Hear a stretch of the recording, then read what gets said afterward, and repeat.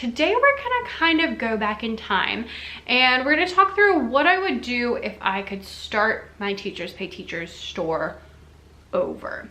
If you enjoyed this video, please make sure you like, subscribe, and share. So this video is intended for mostly new people who are brand new to Teachers Pay Teachers and want to make sure that you're starting out correctly. I definitely did not start out correctly, so we're going to talk about those things kind of as we go. I do want you to know that I started out actually as a blogger and not a Teachers Pay Teachers seller. I had zero intention to sell on Teachers Pay Teachers when I started blogging back in 2017, which is definitely something that I would go back and change now, but I can't, so that's all, it's all good, it's all good. But we're gonna go through and just talk about things that I would do differently. So if I were starting a store today, I actually kind of did this. I recently opened a secondary Teachers Pay Teacher store because, you know, I just hate free time.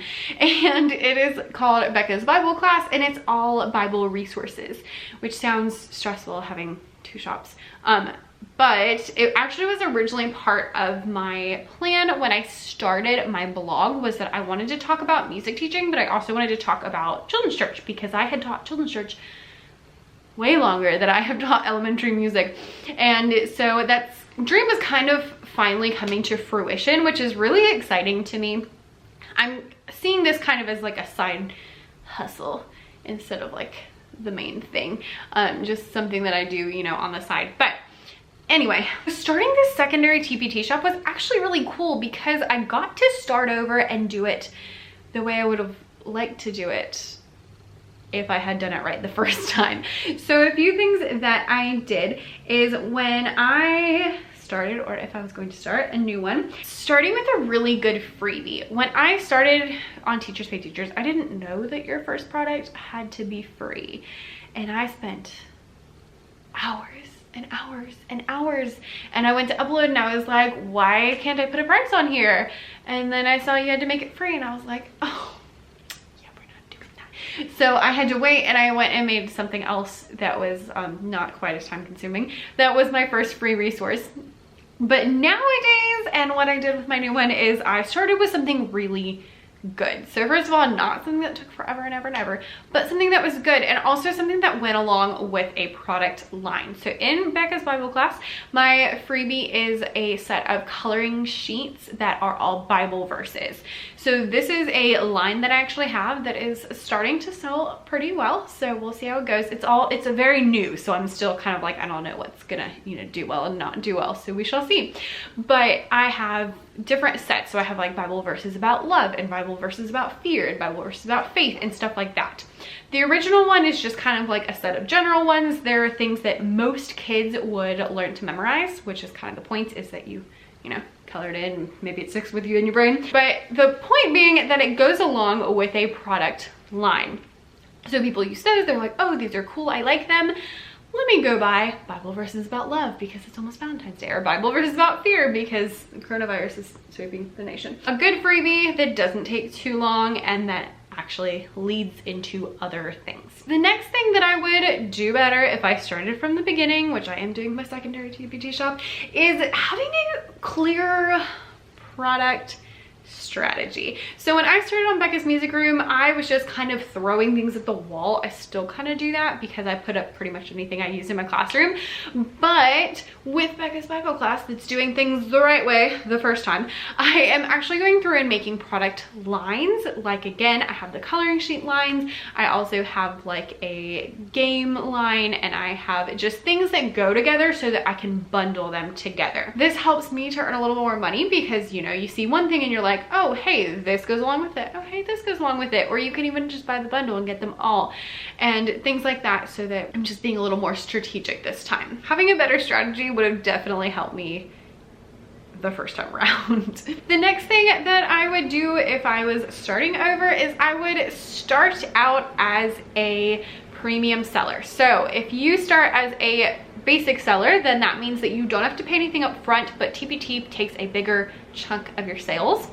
When I first started, I had literally zero money to invest in my store, so I did not pay the $60 to become a premium seller, and I paid for it. My first resource was $2, and when TPT took their chunk out, it left me with 80 cents. I was so excited about the cha-ching noise, and I looked at my phone and I was like, no. And I went that moment and I made the price more. But anyway, so this time around I started out by becoming a premium seller, and if you have the $60, I would recommend it because you just get so much more of your money. The next thing I would do is get my website up and running. Now this is kind of a cheat because I totally had a website that was up and running for a year before I started my TPT shop. But if you were gonna do it, definitely get your website up and running, or at least purchase the domain name. My theory is that when people find you, they're gonna Google you, and when they Google you, you would rather them go to your website than to go to Teachers Pay Teachers, right? The next thing is that I would start an email list with a freebie from the get-go. I actually did a good job of collecting email addresses, but I had zero ideas of actually like how to get people to want to come on my email list, and I didn't know what to send them, and we'll talk all about email lists soon. I promise it's coming. So that's something I would start from the beginning. I would also reserve social media handles in every social media with my handle. And the next thing is that I would set my sights on 50 products. So I have this theory that when you get to 50 products, things just pick up in your store. Now it's not a magical thing like when you go from 49 to 50 that magically people are buying your things now. But when you get to 50 products, you just have a good base for people to be able to find you. You also have enough stuff where people come to buy one thing and then they see something else they're interested in and hopefully buy it. So having 50 products just really helps. I actually have a list. I can show you my super fancy tracker here. It's a sheet of notebook paper and it says my first 50 products, and I made 50 and I just numbered 1 to 50. The others are on the other side. And I have just been writing the name of each of the products that I put on here. And this just helps me set my goal at that 50 products so that I have enough for people to check out, so that, you know, I really think when we get to 50, we're doing pretty well. On the other side, you'll see it says treat yourself down at the bottom. I haven't decided what my reward's gonna be when I get to my 50 products, so if you have any suggestions, leave them down below. All right, so if you are watching this video because you are a brand new seller, then I do want to let you know that I have a brand new free webinar that you can take that tells you all about how to make digital resources and how to make them interactive and how to make them really fun. So if you're interested in that free webinar, click the link down below. Thank you so much for watching, and yeah, let me know in the comments what you would do if you did it correctly the first time, and also what my reward should be when I get to 50 products.